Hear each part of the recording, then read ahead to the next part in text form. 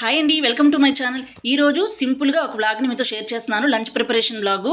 ఇప్పుడైతే లంచ్లోకి రైస్ని నానబెట్టుకుంటున్నాను. 2-3 సార్లు శుభ్రంగా కడిగి సరిపడా వాటర్ని పోసుకొని దీన్ని పక్కన పెట్టేసుకుంటున్నాను.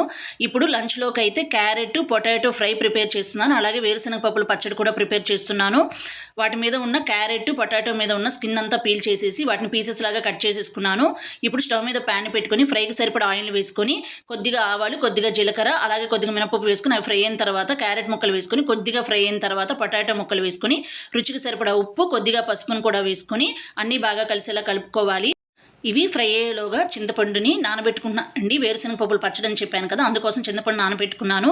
అలాగే వేరుశనగ పప్పుల్ని డ్రై రోస్ట్ చేసి వాటిని కూడా పక్కన పోసేసుకున్నాను.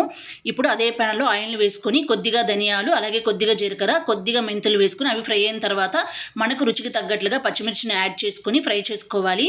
ఇవి ఫ్రై అయ్యేలోగా పొటాటో, క్యారెట్ కూడా ఫ్రై అయిపోయింది. ఇందులో కొద్దిగా ధనియాల పొడి, కొద్దిగా జీలకర్ర పొడి వేసుకొని ఫ్రై చేసుకున్న తర్వాత ఇందులో కొబ్బరి కారం పొడిని యాడ్ చేసుకుంటున్నాను. చాలా బాగుంటుంది టేస్ట్. మన ఛానల్లో ఉందండి వీడియో, కొబ్బరి కారం పొడి ఎలా ప్రిపేర్ చేసుకోనేది. ఇది ఫ్రై చేసుకొని బౌల్లో తీసుకొని దీన్ని పక్కన పెట్టేసుకుంటున్నాను.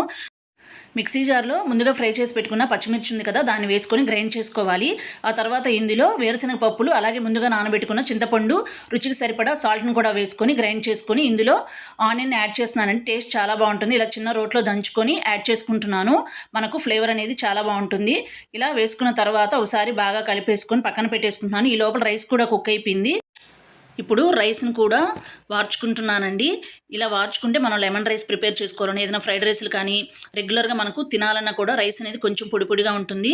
ఇంకా లంచ్ ప్రిపరేషన్స్ అన్నీ అయిపోయండి. Thanks for watching. వీడియోని లైక్ చేయండి, ఛానల్ని సబ్స్క్రైబ్ చేసుకోండి.